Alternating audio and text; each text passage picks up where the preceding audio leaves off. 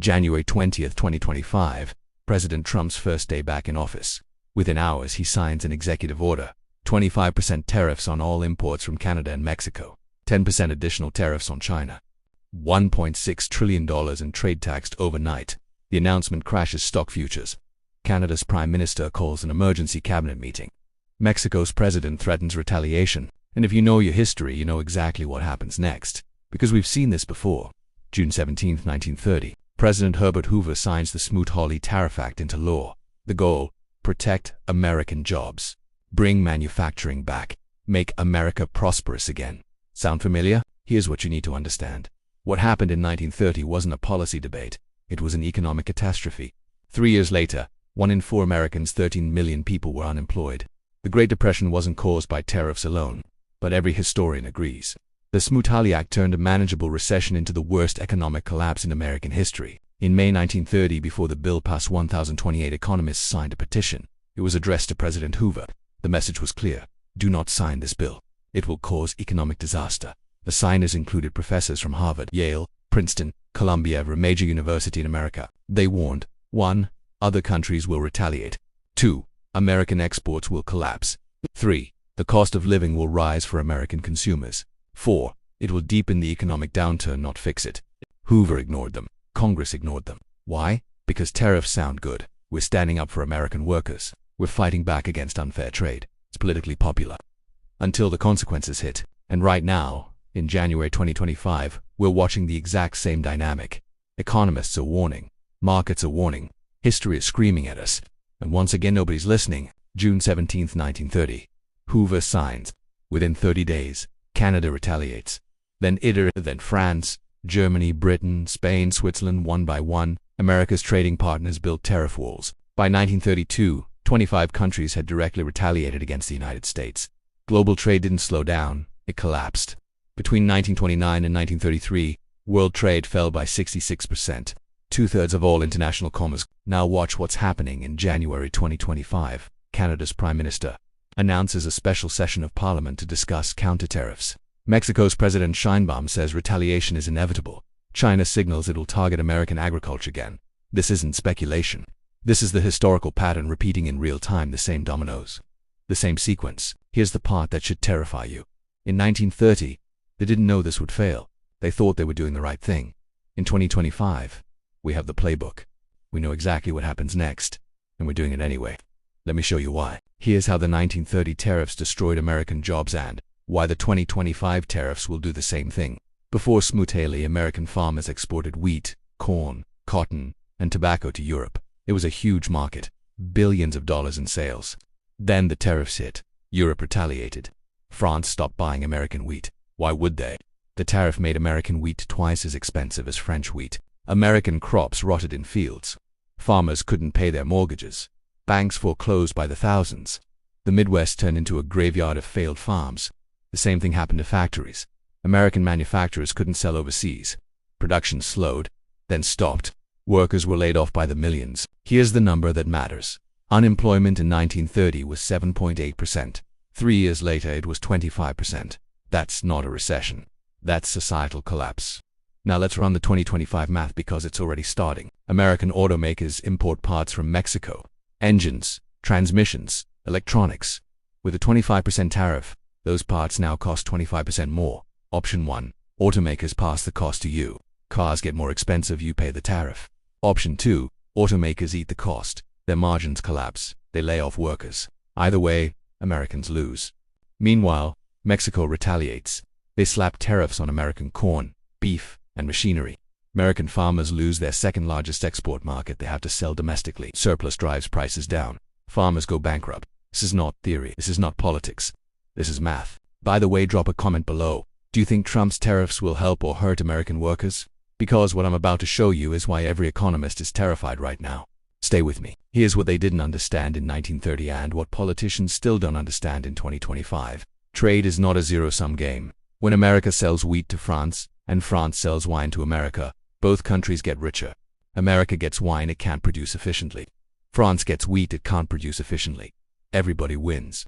This is called comparative advantage. Here's how it works in your actual life. You probably bought something on Amazon this week. Maybe it was made in China, Mexico, or Canada. That product exists at that price because of trade. A Mexican factory makes it cheaper than an American factory can. You save money. The Mexican factory makes money. Both sides win. When tariffs go up, that exact same product costs you more money. The Mexican factory doesn't pay the tariff. You do. And here's the kicker. Mexico retaliates. They tariff American products so American companies can't sell their American workers lose their jobs. Now multiply this across 20,000 products. That's how many goods Smoot-Hawley tariffed in 25 countries. That's what happened in 1930. The global economy shrank. Everyone got poorer. Everyone lost jobs. Not just foreigners. Everyone. And in 2025, we're targeting 42% of all U.S. trade. Canada, Mexico, and China combined. $1.6 trillion. The economic impact isn't coming. It's already here. So here's the question. If we know this doesn't work, why are we doing it again? Because political incentives don't care about economics. In 1930, every congressman from an agricultural state wanted to protect farmers. Every congressman from an industrial state wanted to protect factories. Everyone wanted to look tough on trade. Nobody wanted to admit that protectionism would backfire. So they ignored 1,028 economists. And 13 million Americans paid the price. In 2025, the same forces are at work. Standing up to China polls well. Bringing jobs back sounds good. America first wins elections. Until the consequences hit. And the consequences always hit. Here's what we know right now, in January 2025. If Canada, Mexico, and China fully retaliate, the U.S. economy could lose $280 to $560 billion. That's not a hypothetical. That's the projection from multiple economic models.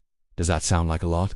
It is. That's roughly the entire GDP of Sweden or Belgium just gone. And in a global economy that's already frightened inflation, high interest rates, geopolitical instability, this could be the match that starts the fire.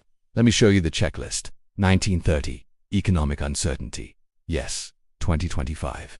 Economic uncertainty. Yes. 1930. Political pressure to do something. Yes. 2025. Political pressure to do something. Yes. 1930. Tariffs presented as the solution. Yes. 2025. Tariffs presented as the solution. Yes. 1930. Economists warning it will backfire. Yes. 2025. Economists warning it will backfire. Yes. 1930. Warnings ignored. Yes. 2025. Warnings ignored. Warnings ignored. Yes. Every box is checked. The pattern is identical. We're not learning from history. We're actively choosing to repeat it. So what happens next? Here's what to watch for in 2025. February-March. Canada and Mexico implement retaliatory tariffs. American farmers in the Midwest start feeling the pain. Agricultural exports drop. Apr-May. U.S. manufacturing data weakens. Auto plants slow production. Layoffs begin in industries that rely on cross-border supply chains. Jun-July. Consumer prices rise. You're paying more for cars, groceries, electronics. Inflation ticks back up. August-September. If the tariffs are still in place, GDP growth slows. Maybe we avoid a recession. Maybe we don't. By the 2026 midterm elections, the economic damage will be undeniable. Just like it was in the 1932 elections. In 1932, Republicans lost 97 House seats and 12 Senate seats. It was a political massacre. Why? Because tariffs destroyed the economy. Voters don't forget that. Here's the part that makes this even more dangerous. In 1930, the global economy was fragile because of World War I debt and the 1929 stock market crash. One bad policy drove pushed it over the edge. In 2025, the global economy is fragile because of COVID debt, inflation, and geopolitical instability. We're in the exact same position. One bad policy could push us over the edge. And we just implemented that policy. Here's my question for you, and I really want to know what you think. If we know this playbook fails, if we have the historical data, if economists are unanimous, why do politicians keep doing this? Drop your theory in the comments. Because I think the answer reveals something dark about how power actually works. And that's what this series is about. This is part 4 of the Financial Weapons series. Part A, PIC. How debt destroyed the American middle class. Part A, PA. How the Rothschilds used information as a weapon to dominate European finance. Part APP. How King Philip IV of France crushed the Knights Templar on Friday the D to seize their wealth. Part Y. PCQ. How tariffs turned a recession into the Great Depression. Each time, the weapon is different. Each time, the pattern is the same. Wealth flows from the many to the few. Power consolidates. The public pays the price. And each time, it's sold as protection. Security. Prosperity. It never is. Next up, Jekyll Island, 1910. 7 men, 1 secret meeting. 10 days that changed American money forever. In November 1910, 7 of the most powerful bankers in America boarded a private train to Jekyll Island, Georgia. They traveled in secret. They used fake names, told no one where they were going. For 10 days they drafted the plan that would become the Federal Reserve System. Why the secrecy? Because what they created wasn't a government institution. It was a banking cartel, designed to protect the banks, not you. The meeting was kept hidden for decades. When it finally came to light, it revealed how America's monetary system was built on deception. Now that's next. Subscribe so you don't miss it. And here's what you can do right now.